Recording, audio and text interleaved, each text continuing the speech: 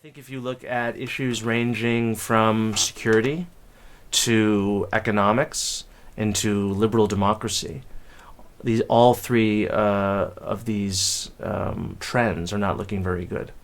So with security, we have a Russia that is back and that is aggressive in trying to overthrow the European security order. You have an economic picture that does not look very promising and hasn't been very promising for a long time.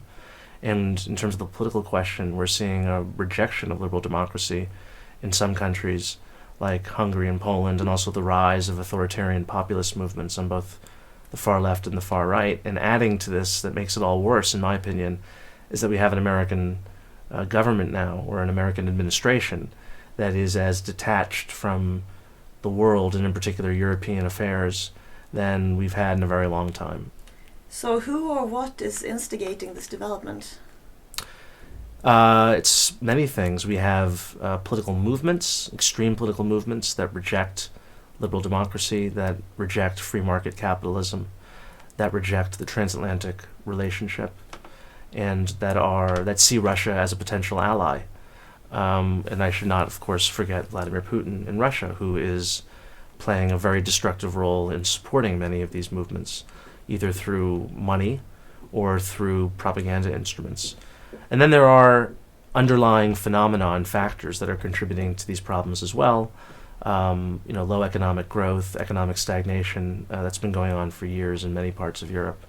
And I think just historically, we are forgetting our history. And if you look at the numbers of Europeans and Americans, there's been polling on this. The percentage of people who believe that living in a liberal democracy is a fundamental, important value. The numbers are really disturbingly low.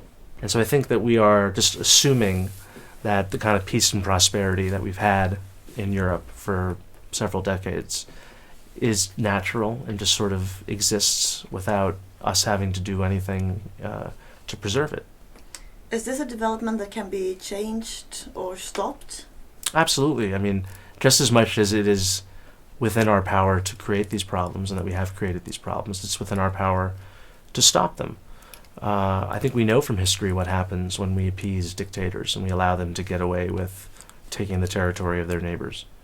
And so I think we can look to our past and see, how did we deal with Russia before? And I think if we maintain a strong, united response to Russian aggression, then we can prevent that problem from getting worse. Similarly, when it comes to economics, I think we know what happens when we endorse trade protectionism and throw up trade barriers. We know what that leads to, and so I think we shouldn't pursue those policies. From the American perspective, we know what happens when we're not engaged in Europe, and when we basically leave the Europeans to sort things out for themselves. It's not a very nice history.